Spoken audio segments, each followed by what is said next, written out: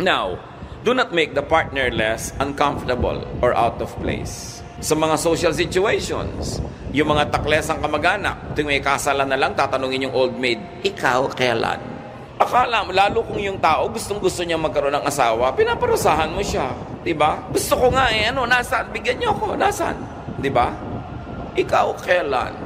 Mga tao kasi mahilig magsalita ng may mag-asawang hindi magkaanak ng 3 taon na laging, kayo, kailan kayo makakabuo? Gusto mo siyang ilibing ng buhay? Kung meron gusto makabuo yung mag-asawa, bakit nakikialam yung mga tao lagi, kayo, baka naman di kayo marunong, bla bla bla. Yung mga nonsense na mga walang katutura, mga salita ng mga tao.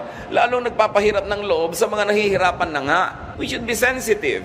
Kung gusto ng taong mag-asawa, haharurot yan. Kayo iba, 13 pa lang, nag-aasawa na Gustong gusto.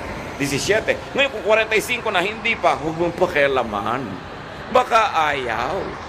O baka wala lang sa mood, o baka walang nanliligaw. Anong gagawin mo sa kanya?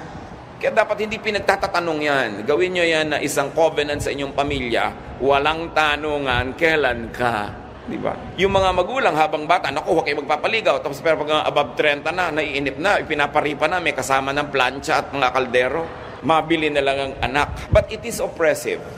Kung gustong-gusto mo, tapos walang mangyari, may nagtatanong pa sa'yo, nadadagdagan yung hirap. At kung ayaw na ayaw mo naman, may nagtatanong, diring-diri ka sa tanong. Di ba? Ayoko pinapantal ako, ba't yung ba ako pinag-aasawa?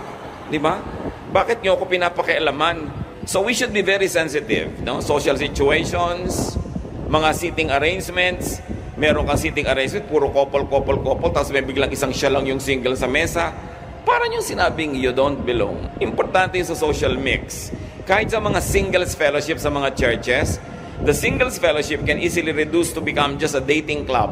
Na parang ang goal mo, mawala ka na sa singles fellowship agad, makakita ka ng matitiklo mo doon sa singles fellowship, mapakasal kayo at malipat na kayo sa couples. Kung ikaw ngayon, isang single person na hindi ka cut out for marriage, sa kasasaling fellowship, kung alam mong puro walang inatupag yung mga tao sa singles fellowship kung di maghanap ng kadate, saan ka ngayon ilalagay?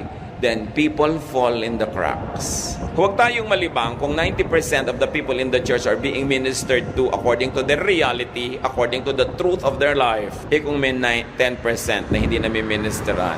Yung mga women halimbawa na unmarried, tapos napipilitang sumama sa women's fellowship. Tapos ang mga topic tungkol sa mga husband and wife relationship, blah blah blah. Anong gagawin nila? Diba? These people fall in the cracks.